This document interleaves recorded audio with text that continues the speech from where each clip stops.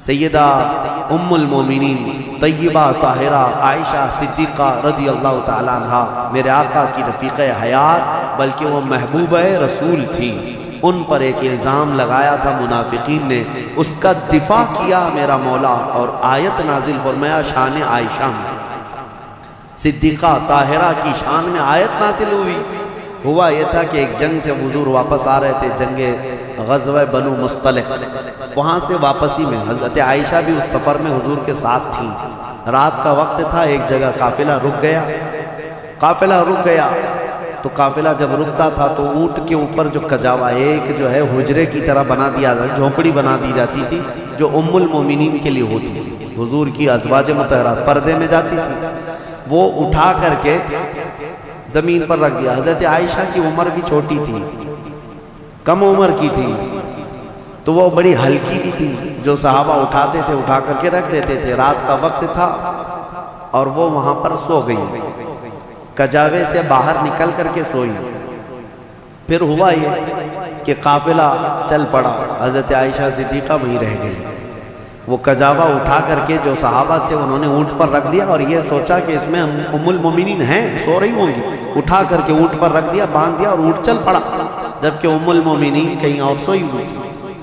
یہ رہ گئی بات۔ اب قافلہ مدینے کی طرف رواں دواں تھا، پیچھے سے قانون یہ تھا قافلے میں ایک صحابی بہت پیچھے چلتے تھے کہ قافلے سے چھوٹا ہوا کوئی سامان ہو تو وہ اٹھا کر کے لے کے آ جاتے تھے، کسی کا کچھ بھی رہ جاتا تو وہ حضرت صفوان ایک صحابی تھے، وہ پیچھے چلے آ رہے تھے، انہوں نے دیکھا ام المومنین عائشہ صدیقہ اکیلی تھی، انہوں نے دیکھتے ہی کہا یہ کیا ہے، انا للہ و انا الیہ راجعون، کیا ہوا؟ انہوں نے اپنا چہرہ پھیر لیا اور ام المومنین نے پردہ کر لیا۔ ام المومنین کہنے لگی کہ قافلہ چلا گیا اور میں رہ گئی، نیند نہیں تھی۔ انہوں نے کہا ان کے ساتھ جو اونٹنی تھی اس پر ام المومنین کو سوار کیا اور نکیل پکڑ کر کے چلتے رہے۔ اب جب مدینے آئے تو بدمعاش قسم کے اوباش قسم کے ذلیل منافقین نے ام المومنین پر یہ تہمت لگانا شروع کیا کہ محمد رسول اللہ کی بیوی کسی اور مرد کے ساتھ چلی گئی تھی، نعوذ باللہ۔ حضرت عائشہ ان کے ساتھ چلی گئی تھی، قافلے سے الگ آئی ہیں، یہ بہت بھدا الزام۔ اسی کے متعلق قرآن میں سورہ نور پڑھا ہے نا، اس میں ایک آیت ہے والذین یرمون المحصنات ثم لم یأتوا بأربعة شہداء فاجلدوہم 80 جلدہ۔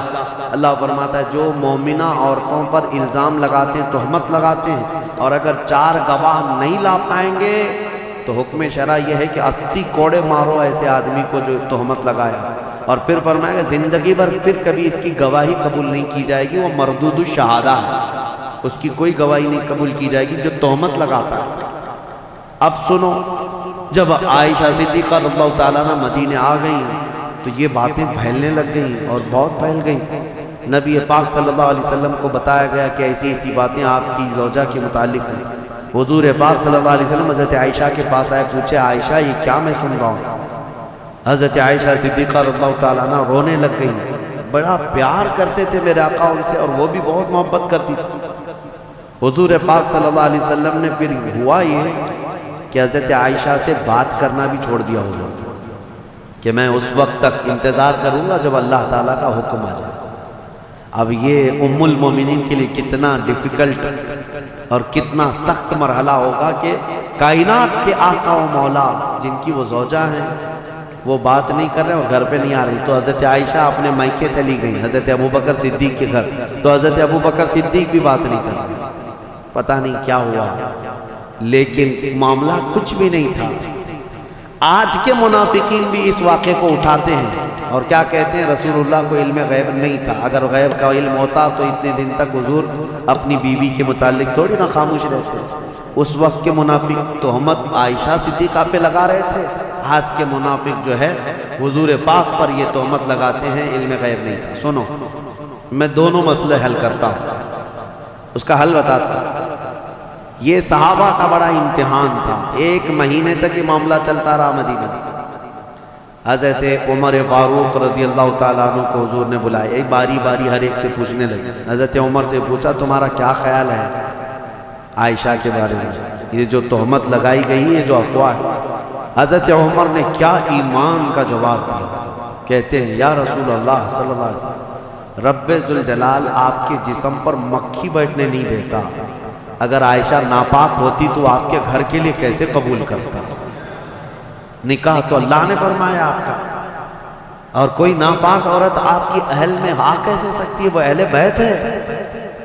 یہ حضرت عمر کا جواب تھا۔ سیدنا عثمان ابن عفان نے بھی ایسا ہی عشق کا جواب دیا، کہا کہ جس کا سایہ زمین پر نہیں پڑتا اس کی بیوی بدکار کیسے ہو سکتی؟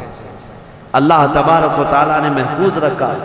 اب جو خواتین صحابیات تھیں ان کو بھی حضور بلانے لگے، پوچھنے لگے عائشہ کے بارے میں کیا خیال؟ یہ در حقیقت ہے کہ امتحان چل رہا تھا۔ وہاں جو منافق تھے وہ تو کہنے لگے، جب منافق کون تھے؟ بظاہر وہ مسلمان ہی تھے، حضور کے پیچھے نماز پڑھتے تھے، بڑی بڑی باتیں کرتے تھے، لیکن اندر کیا تھا؟ وہ کیا ہے؟ جب حضور ان سے پوچھتے آپ کا کیا خیال ہے، آپ کا کیا خیال ہے، کہتے کیا بتائیں، لوگ تو ایسا کہہ رہے ہیں، پتہ نہیں، ہو سکتا ہے بہک گئی ہوں گی، کچھ ہو گیا ہوگا۔ یہ منافقین کے جوابات تھے، یہ منافقین کے جوابات۔ ایسے بہت سارے لوگ ہیں، ہم کو تو نہیں معلوم لوگ، لیکن لوگ کہہ رہے ہیں ایسا ہوگا۔ یہ جلانے والا جواب ہوتا ہے، آج بھی ہوتے ہیں اس طرح کے جوابات، ان کو کانفیڈنس کے ساتھ کہنا نہیں ہوتا ہے۔ اب جو خواتین تھیں ان سے پوچھا گیا تو وہ تو کہنے لگی یا رسول اللہ صلی اللہ علیہ وسلم، عائشہ اتنی چھوٹی ہے کہ وہ آٹا گوندتے گوندتے سو جاتی ہے، روٹی کب پکتی ہے اسے پتہ نہیں ہوتی، تو یہ اونگ آ گئی ہوگی، سو گئی ہوگی، اور اس کا میلان کبھی کسی مرد کی طرف ہم نے نہیں دیکھا۔ کھیلنے والی خاتون ہے حضرت عائشہ۔ نبی پاک صلی اللہ تعالیٰ علیہ وسلم نے یہ سب سے پوچھا، اس کے بعد مہینہ بھر گزرنے کو تھا، آیتیں نازل ہو گئی۔ سورہ نور میں اللہ تعالیٰ نے پوری برات ظاہر فرمائی، ارشاد فرمایا بے شک وہ لوگ جو الزام لگاتے ہیں بغیر کسی سبب کے وہ بڑے ظالم ہیں۔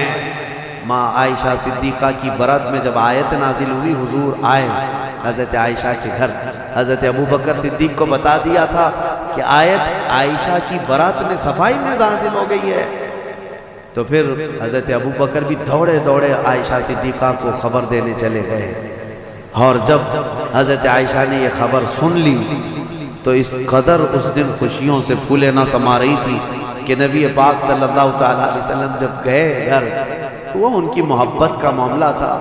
حضور ان سے بات کر رہے تھے تو حضرت عائشہ حضور کے سامنے نہیں آ رہی تھی، کہا نہیں میں پہلے آپ سے نہیں بات کروں گا، میں پہلے اس مولا کا سجدہ ادا کروں گی جس نے میری برات کا اظہار فرمایا۔ حضور پاک صلی اللہ تعالیٰ علیہ وسلم نے یہ نہیں فرمایا، یہ محبت میں انہوں نے کیا تھا، یہ ان کے جذبات تھے۔ حضور پاک صلی اللہ علیہ وسلم مسکراتے اور فرماتے عائشہ میں تجھے پہچانتا ہوں جب تو خوشی میں ہوتی ہے اور جب تو غصے میں ہوتی ہے، دونوں چیزیں میں پہچان لیتا ہوں۔ حضرت عائشہ کا معاملہ تھا اسے، تو وہ پوچھتی ہیں آپ کو کیسے پتہ چلتا ہے میں کب غصے میں ہوتی ہوں اور کب خوشی میں؟ تو حضور فرماتے ہیں جب تو خوشی میں ہوتی ہے تو قسم کھاتی ہے نا کسی بھی بات پر، تو کہتی ہیں وہ رب محمد، محمد کے رب کی قسم، ایسا ہی تھا۔ اور جب غصے میں ہوتی ہے تو کہتی ہے وہ رب ابراہیم، ابراہیم علیہ السلام کے رب کی قسم، ایسا ہی تھا۔ حضور فرماتے ہیں میں اچھی طرح سے جانتا ہوں کب تمہارا موڈ کیسا ہے۔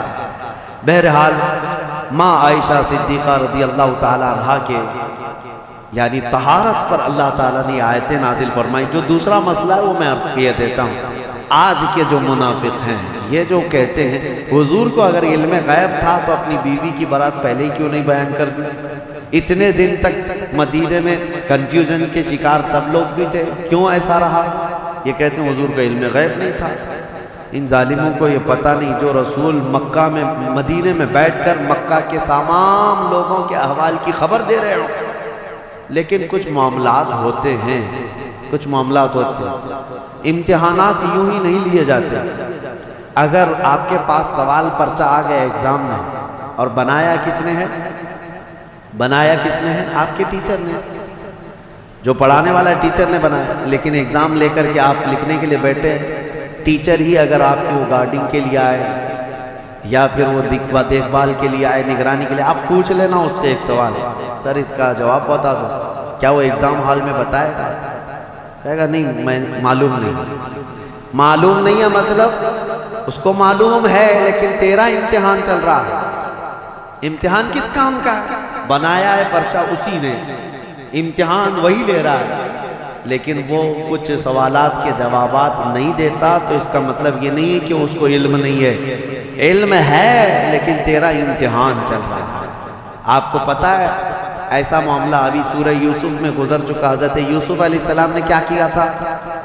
یوسف علیہ السلام کے جب بھائی آئے تھے غلہ لینے کے لیے، ان کے چھوٹے بھائی بنیامین، ان کے تھیلے میں انہوں نے کھٹوری ڈال دی تھی، پتا ہے نا؟